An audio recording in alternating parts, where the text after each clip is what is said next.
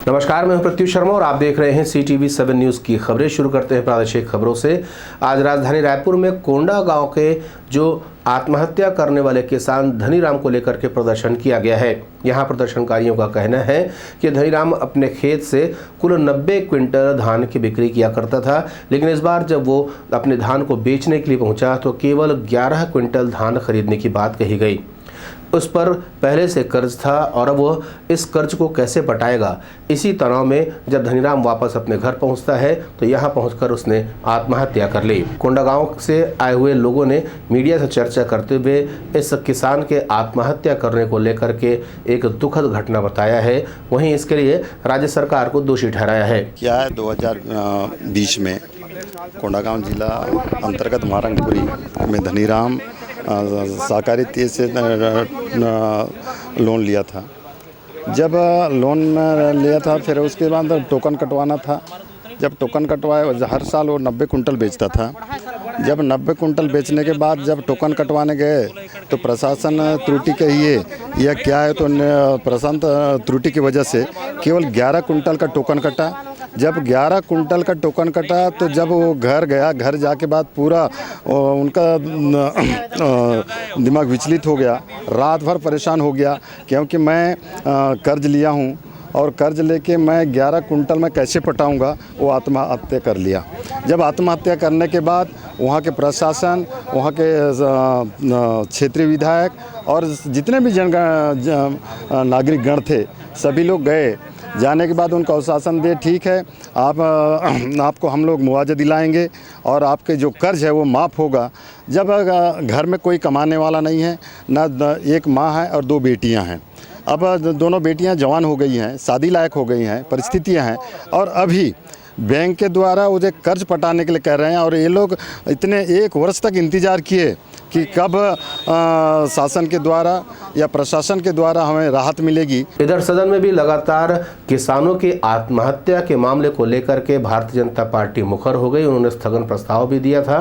बाद में मीडिया से चर्चा करते हुए पूर्व मुख्यमंत्री डॉक्टर रमन सिंह का कहना है कि प्रदेश सरकार अपने आप को किसानों की हितैषी बताती है, जबकि किसानों द्वारा की जा रही आत्महत्या कुछ और बातें बता रही है। जिस मुद्दे को लेकर स्थगन पे आज विधानसभा के अंदर चर्चा हो रही थी और जिसके लिए सभी सम्मानीय सदस्यों ने, विपक्ष के सदस्यों ने स्थगन को ग्राह्य करने की बात कही थी। और ग्राह्यता का महत्व इसलिए भी है कि अकेला नया रायपुर का मामला नहीं है, अकेले सूर्या विधानसभा के केरे गांव का मामला नहीं है।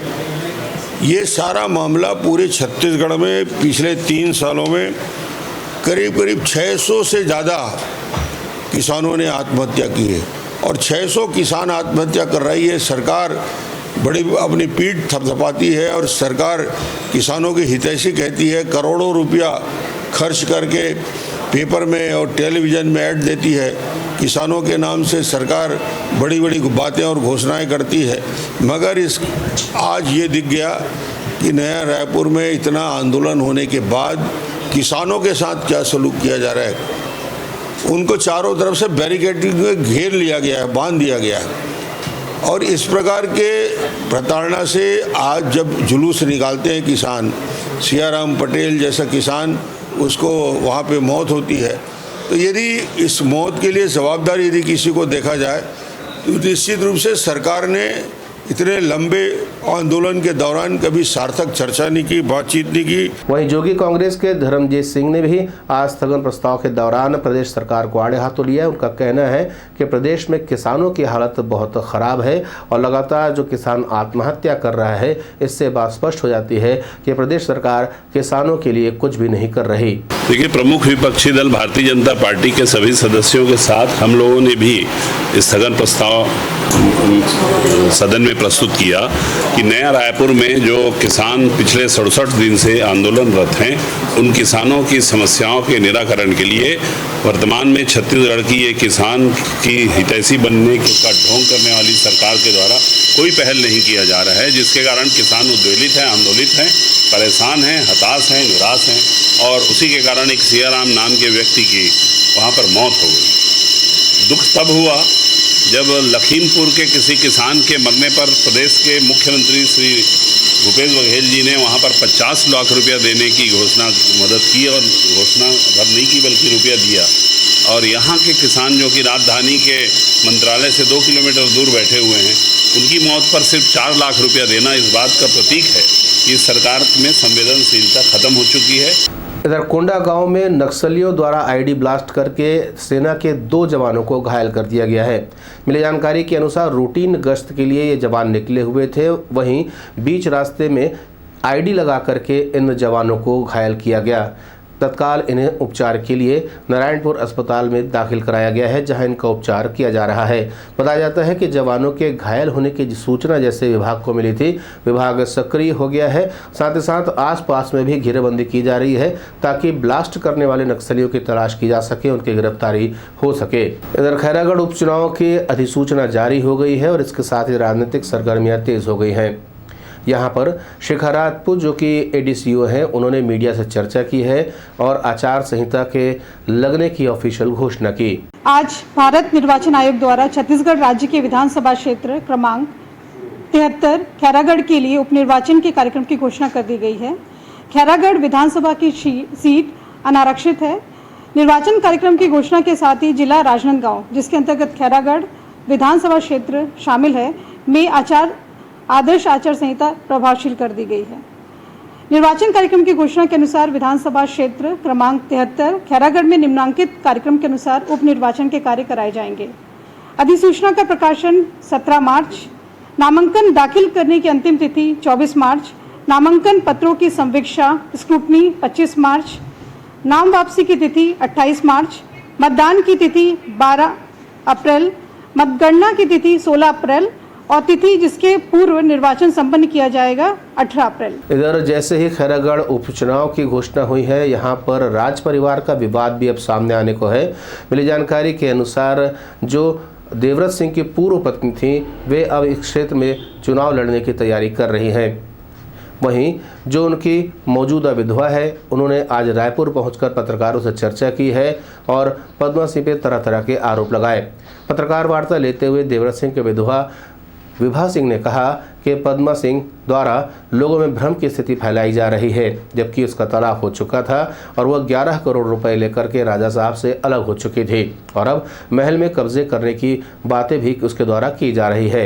उनको राजनीति में आना था, पहले भी वो राजनीति में राजा साहब से लड़ झगड़ के उन्होंने विधायकी के लिए दावेदारी करके और चुनाव लड़ा था और 25,000 वोटों से वो खुद तो हारी थी और राजा साहब का करियर भी उन्होंने ख़त्म कर दिया था।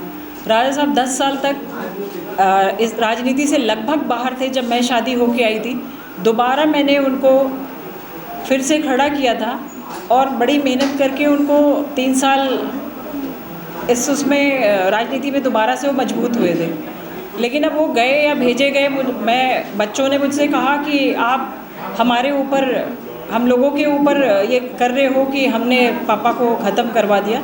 तो मैंने उस दिन से अपना हाथ खींच लिया। मैंने जांच से भी मैं पीछे हट गई कि उनके मौत के लिए मैं किसी को जिम्मेदार अब नहीं मान रही हूँ। लेकिन पद्मा देवी जी ने उनको बहुत परेशान किया है। 18 साल तक वो परेशान करती रही उनको। उसके बाद जाने के बाद भी वो बच्चों को यूज़ करके पैसे मंगवाती थी और जब वो उनके रहने पे विधायक का इलेक्शन लड़ने के बाद 25,000 वोटों से वो हार गई, तो आज वो कैसी दावेदारी कर रही हैं और कैसे वो जीत जाएंगी। हर चौक चौराहे पर पुलिस खड़ी हुई है और ये पुलिस आपकी सुरक्षा के लिए नहीं, वसूली के लिए खड़ी हुई है, ये कहना है भारतीय जनता युवा मोर्चा के प्रदर्शनकारियों का। उन्होंने आज एसपी कार्यालय पहुंच करके एक ज्ञापन सौंपा है। उनका कहना है कि पुलिसिया संरक्षण में ही प्रदेश में नशे का कारोबार फल फूल रहा है। उन्होंने कहा कि सूखे नशे की खपत लगातार प्रदेश में बढ़ते जा रही है। साथ ही साथ छत्तीसगढ़ अब एक हब बनता जा रहा है और दूसरे जिले के लोग भी यहां पर आकर के नशे की खरीदारी कर रहे हैं। उन्होंने एसपी को ज्ञापन सौंपकर इस पर तत्काल लगाम लगाने की बात कही है। जैसा कि हम सभी को दिख रहा है कि शहर में जगह जगह पे पुलिस खड़ी है, लेकिन वो सुरक्षा के लिए नहीं खड़ी है, वो कहीं ना कहीं अवैध वसूली के लिए खड़ी है। पूरे शहर में हमारे अवैध कारोबार का गढ़ बन चुका है। छोटे छोटे 15 साल, 17 साल, 18 साल के उम्र के बच्चे अवैध नशा कर रहे हैं, सूखा नशा कर रहे हैं, कहीं ना कहीं ये सब चीज़ों में पुलिस विभाग का संरक्षण प्राप्त है, अपराधियों का संरक्षण प्राप्त है, कांग्रेस सरकार का संरक्षण प्राप्त है। पूरे शहर की ये लोग हालत इतनी ख़राब कर चुके हैं कि दूसरे शहरों से भी लोग अब नशे का सामान लेने के लिए रायपुर तक पहुंच रहे हैं। युवा मोर्चा की ये मांग है कि कहीं ना कहीं पुलिस विभाग इन लोगों पे कार्रवाई करे, बंद कराए, नहीं तो युवा मोर्चा आने वाले समय में उग्र आंदोलन करेगा। प्रधानमंत्री आवास में गड़बड़ी के मामले को लेकर के पार्षद गोविंद मिश्रा ने पत्रकार वार्ता ली है और इसके प्रभारी अधिकारी राजेश शर्मा पे गंभीर आरोप लगाए हैं। उनका कहना है कि मात्र 50,000 रुपये देकर के मकान के ताले तोड़कर कब्जा करा लिया जा रहा है और बाद में 4.5 लाख रुपए अंदर से लेकर के इन्हें कागजात बनवा के दिए जा रहे हैं। इन तमाम मामलों का खुलासा करने के बाद में गोविंद मिश्रा ने राजेश मिश्रा पर पैसे खाने का आरोप भी लगाया। वहीं उन्होंने सत्यनारायण शर्मा के भी एक निकटस्थ व्यक्ति का नाम इसमें शामिल किया है और उस पर भी गंभीर आरोप लगाए हैं।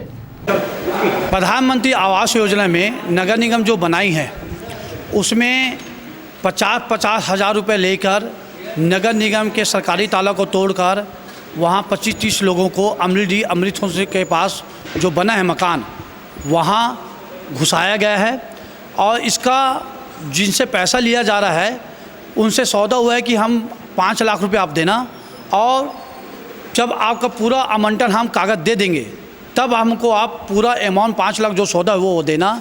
अभी आप हमको 50,000 रुपये दो, हम आप नगर निगम का ताला तोड़कर आपको अंदर घुसा देते हैं और हम अपना ताला लगा लेते हैं। ऐसे 25-30 लोग हैं जो प्रधानमंत्री आवास योजना में जो अमृतसर में बना है ई ब्लॉक में और ए बी ब्लॉक में घुसा दिया गया है और 15-20 लोग ऐसे हैं जो को नगर निगम ने नियम विरुद्ध अपात्र लोगों को जो किराए में रहते हैं उनको मकान दिया गया है। अब ये है कि इनको अपात्र लोग हैं और नियम विरुद्ध हैं, ऐसे लोग को मकान वहाँ कैसे दिया गया?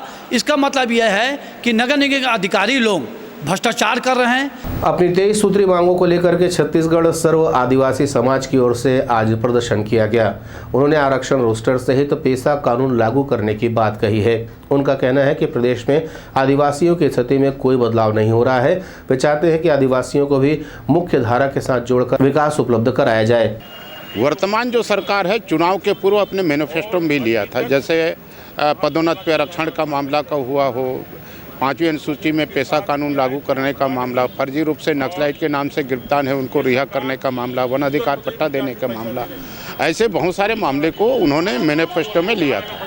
मैनिफेस्टो में लेने के बाद अभी लगभग 3.5 साल हो गया सरकार को, अभी तक उसको क्रियान्वयन नहीं किया है। मात्र इनके पास 1 साल रह गया है। 6 महीना पहले तो उनको आचार संहिता के अंतर्गत बंधन में बंधना पड़ेगा, अभी तक पूरा नहीं किया। इसलिए लगातार ये सरकार के रहते हमारी जो लड़ाई है, पिछले 19 जुलाई से हम शांतिपूर्वक ढंग से हर ब्लॉक जिला मुख्यालय में धरना प्रदर्शन किया।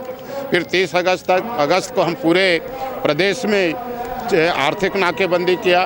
20 सितंबर को पूरे प्रदेश में हमने 1 दिवसीय धरना महाबंद का आह्वान किया। CTV7 की खबरों में फिलहाल इतना ही। नए समाचारों के साथ आपसे फिर होगी मुलाकात। तब तक देर अनुमति। नमस्कार।